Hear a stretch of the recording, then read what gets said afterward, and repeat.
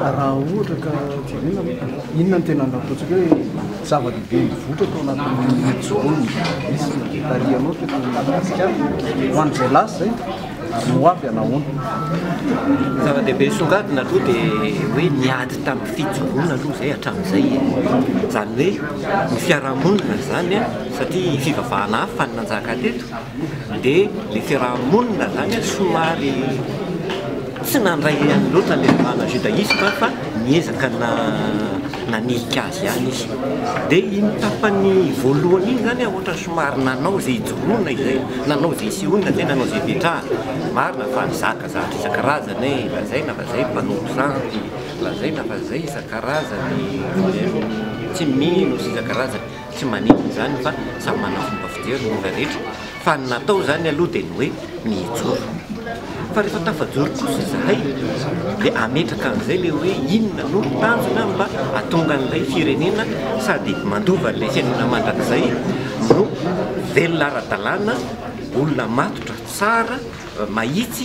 ary mahavelo tena eto amin'ny firenena misy azy amin'izao fotoana izao zay zavatra izay zany a dia misy ezaka ataonay indray zany a amin'izay fotoana izay ao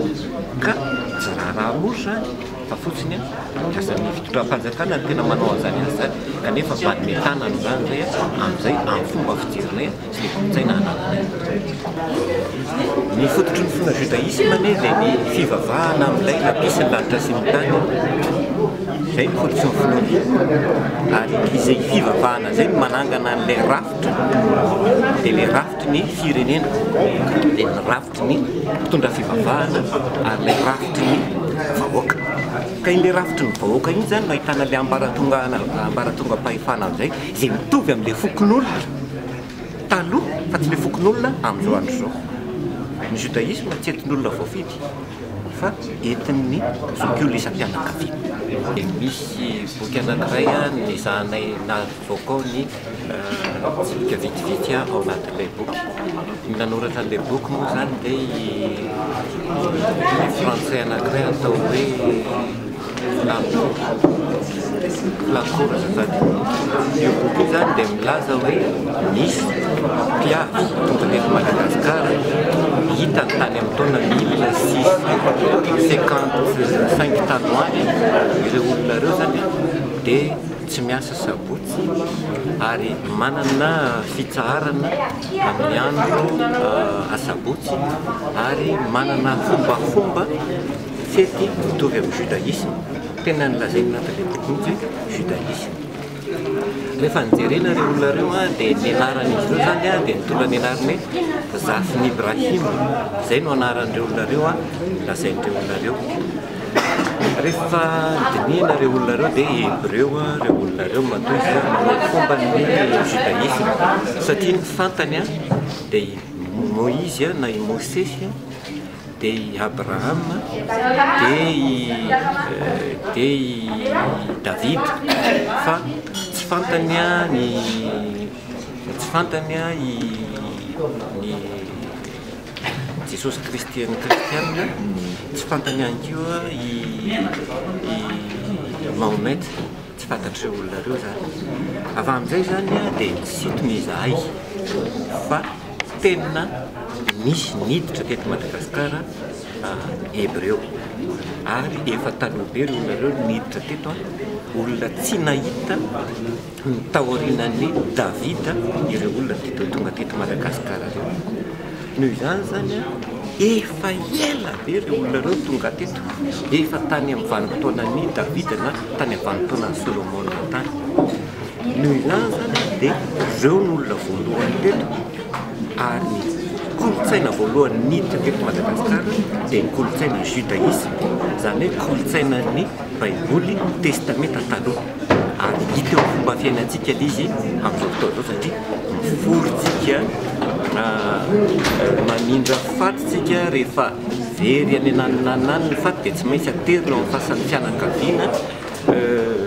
misy ihany koa fomba fiteny ny hebreo dia mamadika ny v ho lasa b raha ihany ny fanoratra ny v sy ny b amin'ny teny hebreo fa tevoka fotsiny no mahasamy hafa azy ohatran'izany koa ny f mitovy ihany no fanoratra ny F sy ny P amin'ny teny hébreu. Tsika eto Madagasikara ihany io dia mamadika ny F ho lasa P. Noho izany zany a talohan'ny idiran'ny arabo teto, talohan'ny idiran'ny indonesiana teto, talohan'ny idiran'ny karana teto, dia efa teto ny hébreu.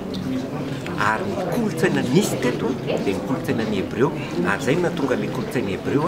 matanjaka manerana ny Madagasikara hatramin'izao. Ary zay no mahatonga ny hoe ahitana teny hébreu be dia be ao amin'ny teny malagasy. Ohatrany hoe hira amin'ny teny hébreu, shir. Ohatra hoe ny tanana yad, malagasy milaza hoe yad rehefa yad izy, tanana rehefa nilazainy hoe yad io. Ary be dia be nisy maopera anankiray taty aoriana nampitaha ny teny hébreu sy ny teny malagasy, ary nahita teny be dia be amanjatony izy ao anatin'ny teny hébreu sy ny teny malagasy izay mitovy. Noho izay anton'izay zany le hoe miverina amin'ny kolotsaina voalohany dia hoe miverina amin'ilay kolotsaina judaïsme mba apetraka tsara indray le maizy atsika, satria tratran'ny adiny kolotsaina atsika eto Madagasikara. Idiran'ny kolotsaina tandrefana izay fananiana fanapotehana ny firenena anankiray mba azahoana mivarotra eo amin'ny firenena. Ary amin'izao fotoana izao koa ny kolotsaina avy any Antsinanana ihany koa efa makatahaka izay fomba tandrefana izay, mitondra ny kolotsaina sinoa izy ary peny ilay kolotsaina mba azo mampiditra ny anazy ihany koa. Ary tsy vita an'izay fa betsaka ny mampiditra ny izy, lasa mifandrisotra ilay kolotsaina. Dia raha mijery ny zanakitsika sika, raha mijery ny ankizy eto amintsika sika, dia efa olona hafahafa no hitantsika amin'izao fotoana izao, fa tsy ilay olona maizy azy tsony. Ary sady izay tsy reraky ny drogy,